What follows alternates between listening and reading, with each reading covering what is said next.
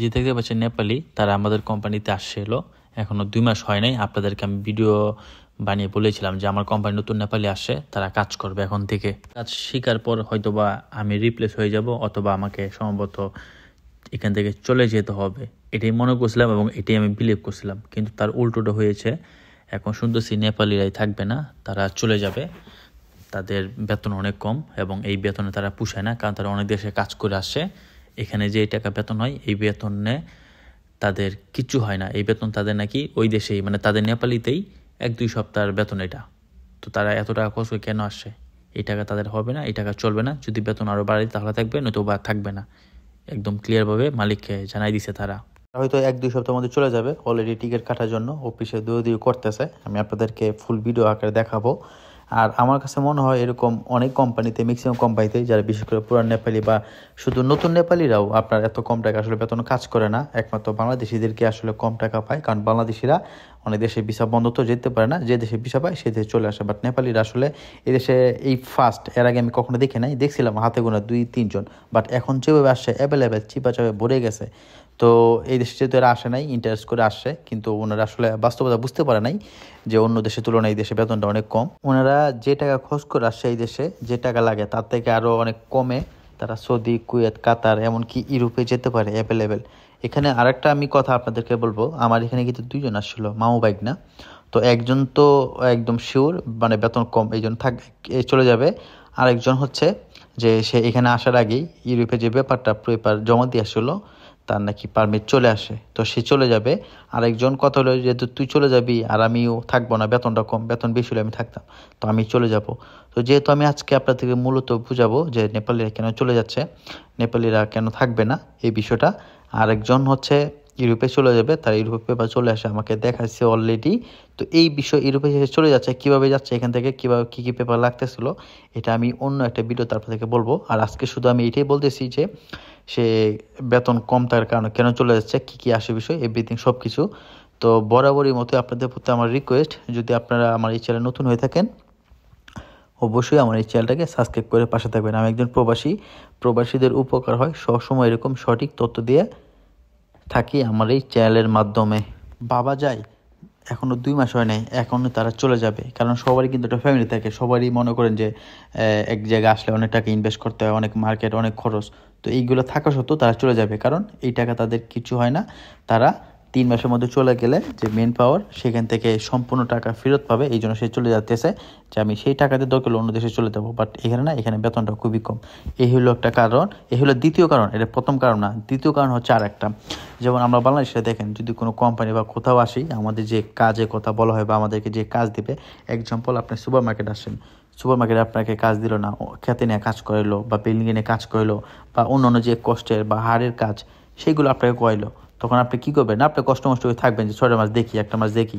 কিন্তু নেপালিদের ক্ষেত্রে সেটা হয় নাই। নেপালিরা আসে ধরেন ফার্মের কাজে, পোলট্রি ফার্মের, কিন্তু তাকে দিয়ে আপনার কয়েকদিন ওই টুকিনাকি কাজ হয় না বিল্ডিংয়ের, পার্সোনাল কাজ, মালিকের বাড়িতে নিয়ে যায়, ওখানে নিয়ে যায়, এগুলো নিয়ে কাজ করা রোদের মধ্যে। তো তার কথা হলো যে আমি ফার্মের কাজ আছি, আমি এই কাজ কেন করব, আমি থাকবো না।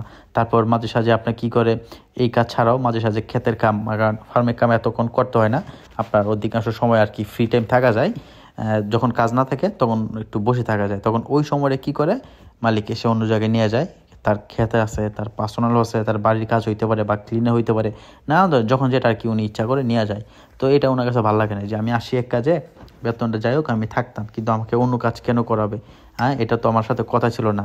এই কাজ যদি করায় আমাকে এক্সট্রা টাকা দিতে হবে, নয়তো আমার বেতন বাড়াইতে হবে। তো মালিক বলছে না, এটা আমাদের কাছে ধরুন আমরা এইভাবে করি, কারণ ওখানে ফার্মের যখন কাজ থাকে না, আমি তোমাকে অন্য দেখুন চিন্তা করে। কিন্তু আমাদের ক্ষেত্রে হয়, যদি আমাদের বাংলাদেশের ক্ষেত্রে হইতো, আমরা কি করতাম, যে এতগুলো টাকা কষ্ট করে আসি, কীভাবে চলে যাব, 1 মাস বা 6টা মাস বা 1 বছর কষ্ট করে দেখি ঠিক হয় কি না। তো ফ্যামিলির কথা চিন্তা করি, এতগুলো টাকা কষ্ট করে আসি, বাড়িতে লেনা দেনা লোন কত কিছু, বাপ মা কী মনে করবে, তারা কান্না করবে, কত ফ্যামিলির চাপ, এগুলো চিন্তা করে আমরা থেকে যাই।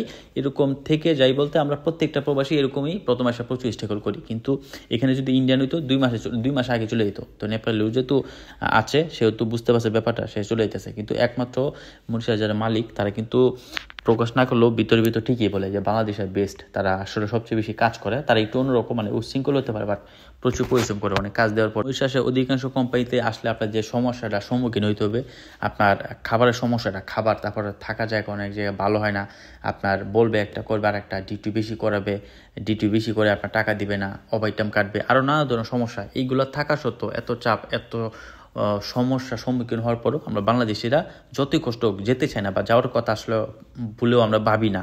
দেশের অধিকাংশ কোম্পানি আসলে বাংলাদেশের দিকে চায়, বাংলাদেশের দিকে ইচ্ছা মতো খাটাতে পারে, তারপরে তারা কাজও পারে। শুধুমাত্র গভর্নমেন্ট অ্যালাউ করতেছে না, গভর্নমেন্ট ব্যাপারটা স্থগিত রেখেছে। ওরা হয়তো আমাদেরকে স্থগিত রাখা অবস্থায় অন্য দেশের শ্রমিক বা অন্য দেশের মানুষদেরকে এসে অ্যাপ্লাই করতেছে যে তারা আসলে কেমন কাজ পারে, বা তাদের সিস্টেম কি, বা তাদের ডিসিপ্লিন কীরকম, এটা আসলে আমার মনে হয় টেস্ট করতেছে। তো অলরেডি আশা করি, কারণ একটা জিনিস অ্যাপ্লাই করলে বা কিছু একটা করলে 3 মাস 4 মাসের মধ্যে রেজাল্ট এসে যায়। তো অলরেডি এই দেশের মালিক বা এই দেশের গভর্নমেন্ট আসলে বুঝতে পারতেছে যে তাদের সারা আসলে প্রোডাকশন হয় না তাদের দ্বারা, বাংলাদেশি প্রয়োজন। এটা আমার ব্যক্তিগত মত, আমি যেটা বলতেছি আমার কাছে তাই মনে হচ্ছে। কারণ অধিকাংশই মালিকের সাথে কথাবার্তা হয়তো এইখানে ওখানে যায়, সবাই বলে যে Bangladesh are good, Nepal is not good. শুধু নেপালি বলে না আর কি, অন্য দেশের কথা, সব দেশের কথা বলে বাংলাদেশে গুড, শুধু এইটা বলে। আর অন্য দেশিরা মানে পাতাবাই, তারা কাজ আসলে বেশি একটা ভালো করে না, এভাবে আর কি বলে। পূর্বে আমি এর আগে আপনাদেরকে বলেছিলাম যে আমাদের কোম্পানিতে ইন্ডিয়ান আসলে 4 জন।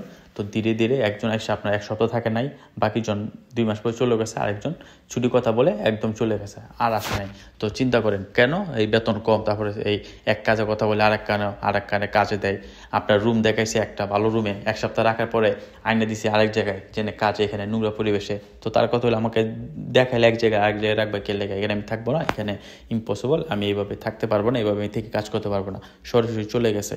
তো শুধু জাস্ট আমার কোম্পানির কথা তো এরকম আমি জানি না, আমার অজানা এরকম অসংখ্য আছে। আমি আরও কয়েকটা শুনছিলাম, কয়েকটা ফার্মের, ইউনিভার্সিটি বড় বড় ফার্মে তারা ইন্ডিয়ান এসে আপনার মানে প্রচুর পরিশ্রম করতে পারে না, যে মালিকের কথা হলো ওভারটাইম করতে হবে, অনেক কাজের চাপ, তার কথা হলো না 1 দিন 2 দিন সবসময় করতে পারবো না, দেখলো আমাকে পাঠাই দেন, তো পাঠাই দিছে। এরকম আরও অসংখ্য কোম্পানিতে নিউজ এসেছিলো বা শুনেছিলাম। আরও অসংখ্য কোম্পানি আছে যেটা আমি জানি না, বা কী হচ্ছে অনেক যে আমি আসলে জানতে পাই না, বাট কিছু না কিছু তো হচ্ছে এরকম। যেমন আমার কোম্পানির কথা বললাম, এরকম হয়তো বা কারো না কারো কোম্পানি এরকম নেপালে আসতেছে, চলে যাইতেছে। এই ব্যাপারগুলো তো অলরেডি আপনার রানিং হচ্ছে। এমনকি এই দেশের মালিক বা এই দেশের গভর্নমেন্ট বাস্তবতা তো আসলে বুঝতে পারতেছে। যদি অন্য দেশের শ্রমিক না আনতো, নেপালে, ইন্ডিয়ান বা মাদাগাস্কার, এরা যদি না আনতো, তাহলে তো এরা বুঝতে পারতো না যে আমাদের তফাৎটা কী, বা আমাদের যে অপূর্ণতা, বা আমাদের যে চাহিদাটা, আমাদের যে কাজের ধরনটা, সেটা কখনোই বুঝতে পারতো না। তো আল্লাহ যা করে ভালোই জন্য করে, এদেরকে আনুক, এনে কাজ করে দেশে, অলরেডি বুঝতেছে। যদি না আনতো সেটা কখনোই বুঝতে পারতো না। আপনারা কি বলেন? আমি তাই মনে করতেছি। এই মতোই নেক্সট একটা ভিডিও আসবে, নেপালিরা এখান থেকে কীভাবে ইউরোপে যাচ্ছে। এটা আমি তার কাছ থেকে সকল তথ্য নিয়েছি, কিছু পেপারসও নিয়েছি। তারপর আমি চেষ্টা করবো সরাসরি তার ইন্টারভিউ নেওয়ার জন্য, ইন্টারভিউ নিয়ে সেই ভিডিওটা আপনাদেরকে দেখানোর। তো আজকে এই পর্যন্তই, ভালো থাকবেন সবাই, খোদা হাফেজ এভরিওয়ান।